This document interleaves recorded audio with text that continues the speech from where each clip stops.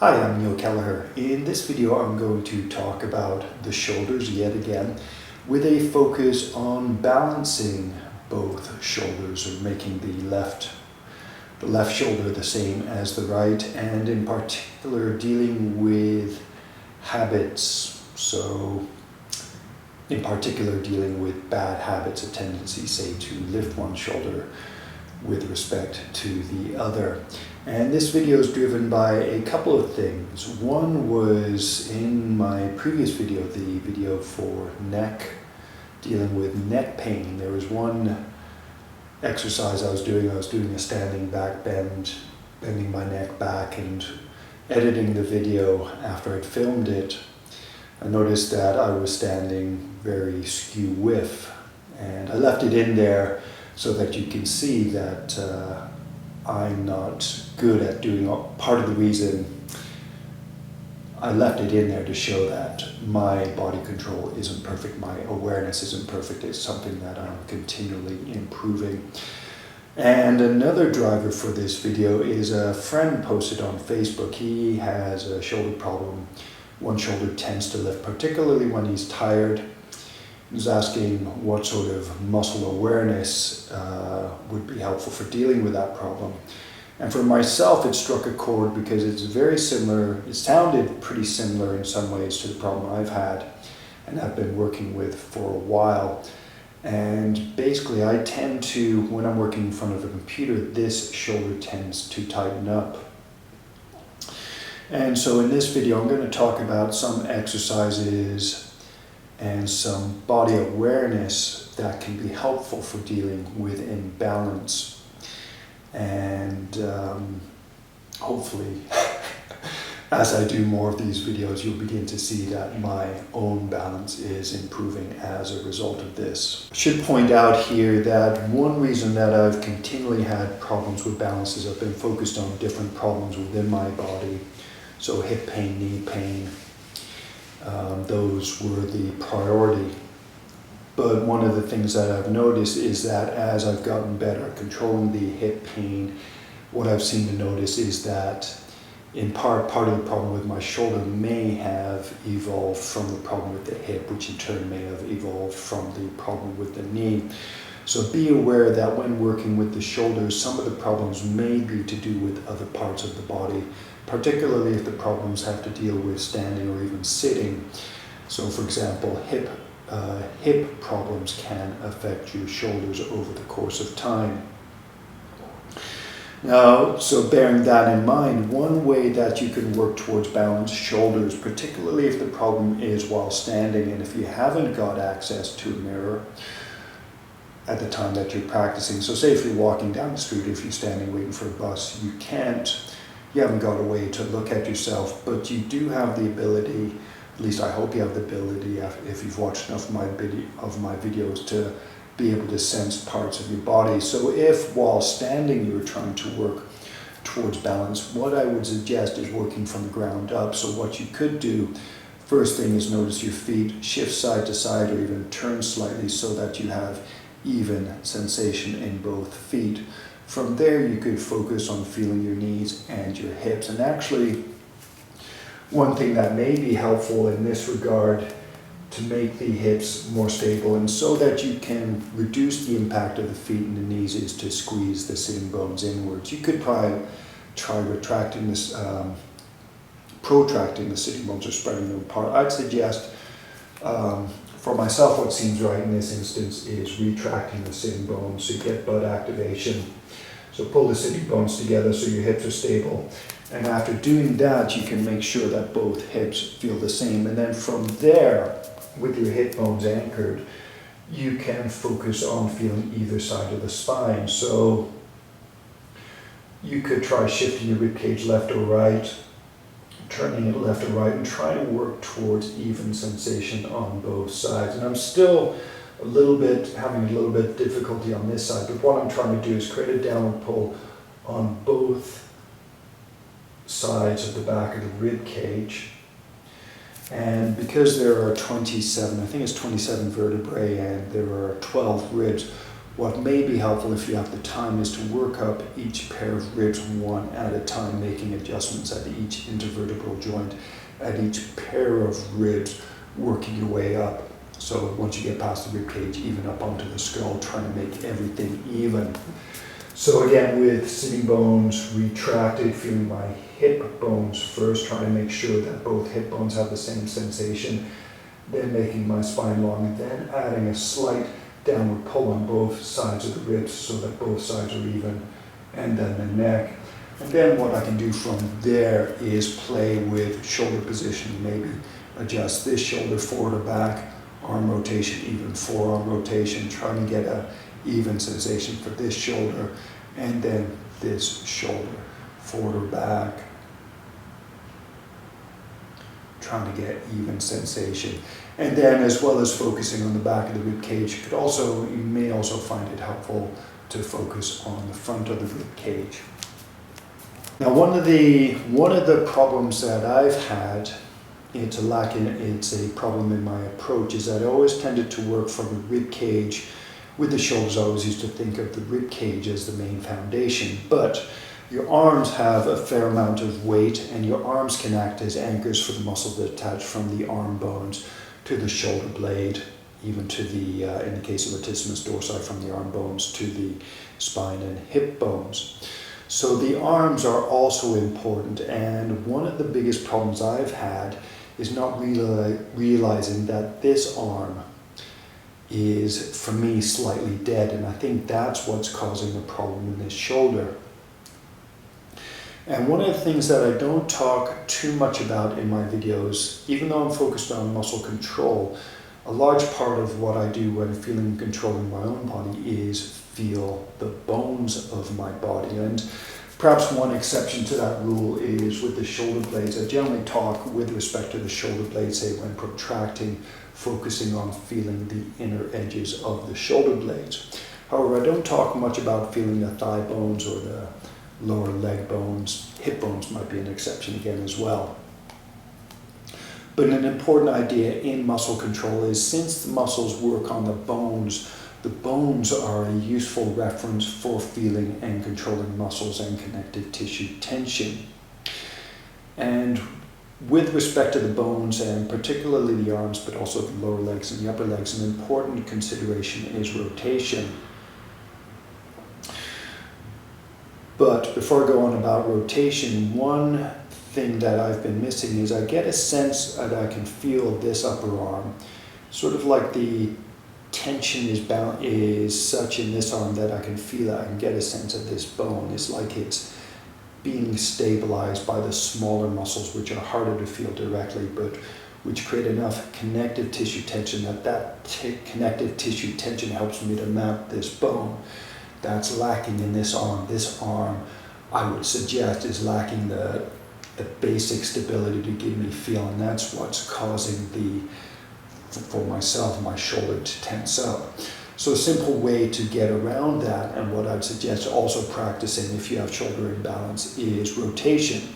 There's forearm rotation, and there's upper arm rotation.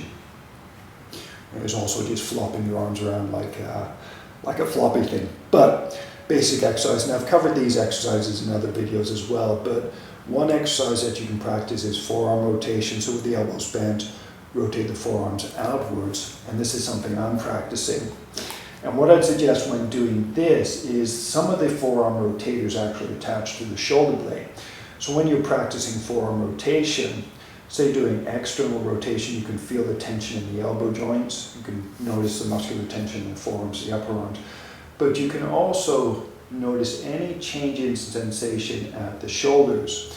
So for myself, when I do this, once I've focused on feeling the elbows, I'll notice my shoulders, and I'll actually adjust my shoulders so that I get even feel. So I'll adjust one shoulder so it feels comfortable, and then I'll adjust the other shoulder so that I get even feel. And that can mean moving the shoulder forward or back, even rotating the upper arm slightly. But anyway, we're working towards even feel. So that's external rotation. Internal rotation obviously feels different, but that's something else you could practice. Internally rotate, notice the tension in the forearms, upper arms. Elbows aren't quite so strong here. But here again, with internal rotation, notice how I cock my wrist for this, just because for me it feels right. But here again, you can adjust for shoulder sensation. So adjust one shoulder so you get a nice sensation, adjust the other so that you have even sensation. And for me, I get a bit of tension on this side of the neck. So what I could do is adjust my rib cage slightly and then my neck to see if I can get even sensation.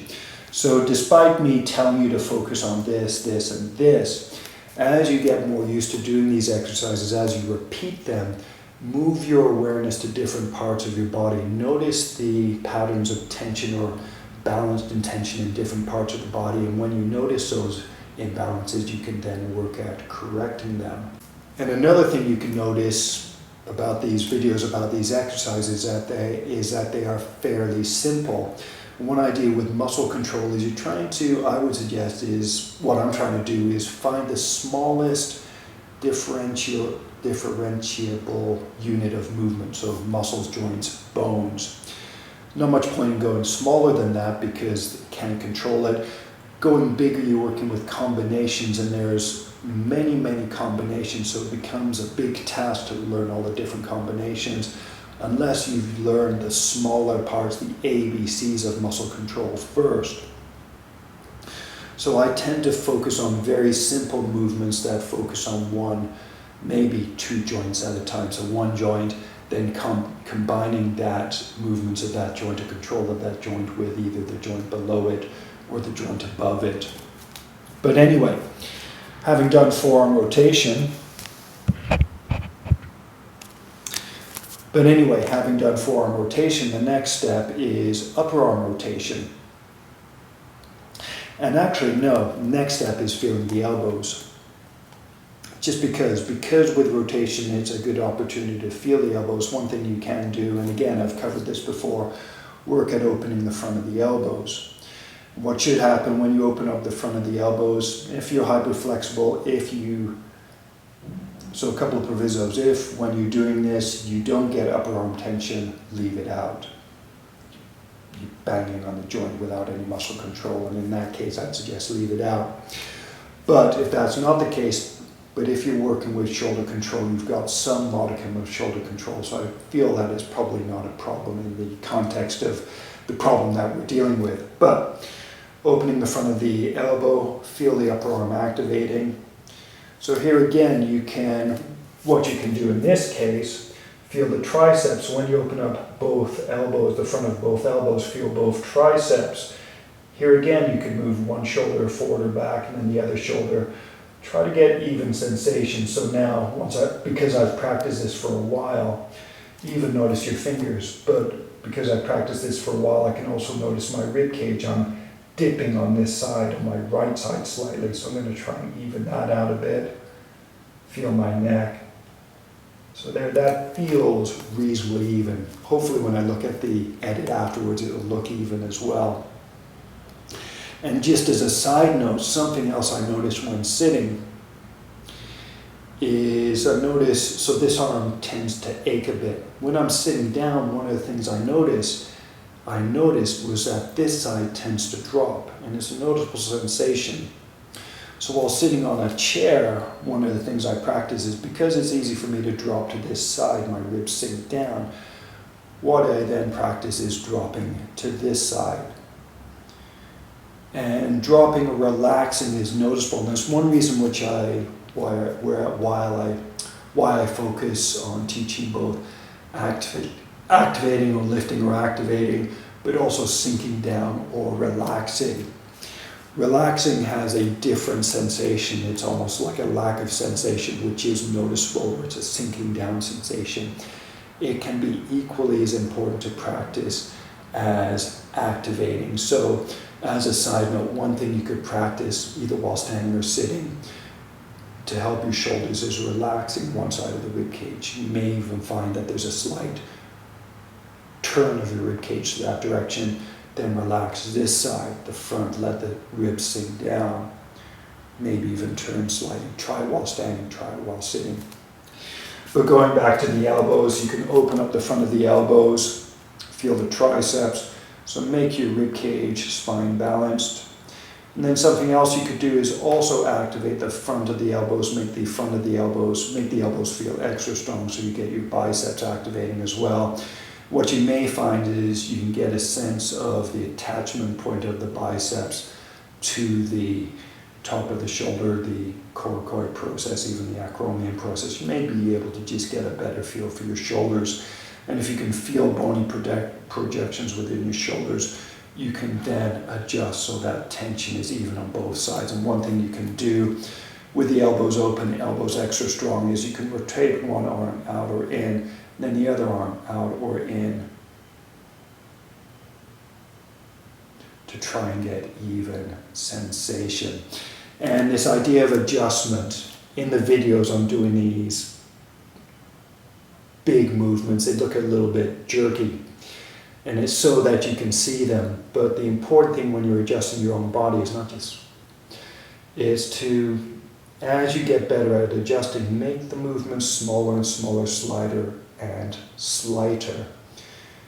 So again, it's like tuning a radio. It's not moving very gently. So as you improve your control, work at slowing down your adjustments or making the actual movements smaller and fine-tuned, and continually try to be aware of, as you get better at adjusting one part of your body, try to be aware of the rest of your body as well, so you can notice any imbalances and also adjust for those imbalances. So now getting on to the final point, that's upper arm control, in particular upper arm rotation relative to the shoulders. So another exercise you can practice, rotate the upper arms outwards relative to your shoulders and then inwards. And what I would suggest is, once you get the basic idea, and it's pretty simple, what you can do, you can practice that with the arms in different positions. So in front, external, internal, up, external, internal, out to the sides, external, internal, even back, external, internal. And in each case, rather than just doing it the way I've showed it to you, do it slowly and smoothly, focus on feeling your body, adjusting it for balance.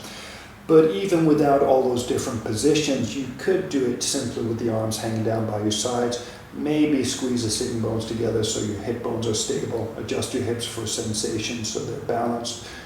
Make your spine long, and then from there, when you make your spine long, you add tension to the intervening connective tissue. You make it easier to feel your spine. You may also notice that your ribs have some feel, so then you can adjust all of those for even sensation. And from there, you can work at upper arm rotation, making both sides feel balanced when externally rotating. Make both sides feel balanced when internally rotating. Something else that you might want to practice as well as arm rotation with the arms in different positions, something else you could do is practice arm rotations with the shoulder blades in different positions. So you have protraction, retraction, elevation, depression, variations of those. But what you could also do is with the shoulder blades protracted. And again, what I'd suggest, work from the ground up.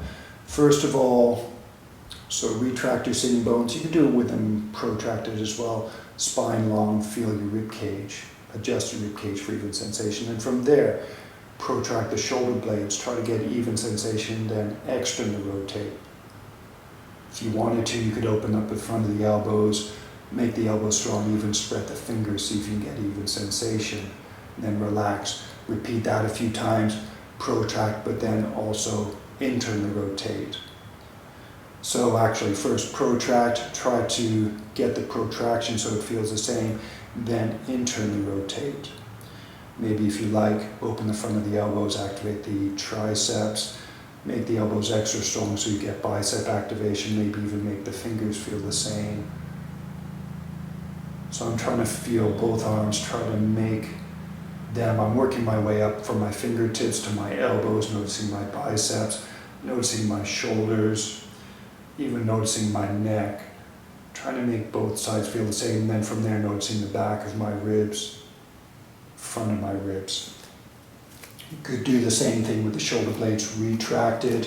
So again, sitting bones retracted, spine long, feel the rib cage. So I'm doing this sort of action. and again, this is a general idea. If you're not sure about what you are feeling, then move your body. So for example, with the spine long, if you're not sure about your ribcage, whether it's even, move it. So as you move it, you'll get a sense of, you get changes in sensation, then you can make the movement slower, smoother, and you can work towards making the sensation even on both sides. So now it's my neck. Try and make my neck feel even on both sides. Then from there, you can retract. So here again, so one shoulder up or down, the other shoulder up or down. So sitting bones, spine, rib cage, neck. So retracting. So there's differences in sensation. So I'm going to try and move my left shoulder and my right shoulder.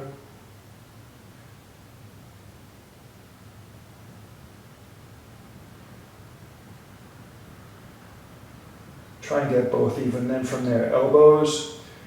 I'm even going to rotate my forearms out. So my arms are externally rotated, my forearms are externally rotated, elbows open, elbows strong, fingers long. And then from there, trying to work towards balance. I have no idea how it looked, but it felt reasonably balanced. And bear in mind, sort of like part of me is like, darn it, I hope I make this even so it looks good on the video. But more important point is, that's what, so the steps there were spine, making adjustments, then shoulders, making adjustments. Sometimes what may be helpful, if you are, because I'm working from a place of unbalance, it was actually easier once everything was tense to make adjustments. So an important idea here is, if at a certain, so say if with your spine long you can't make your rib cage feel the same, try activating your shoulders and elbows, and then from there make your rib cage feel the same, or try to balance your rib cage.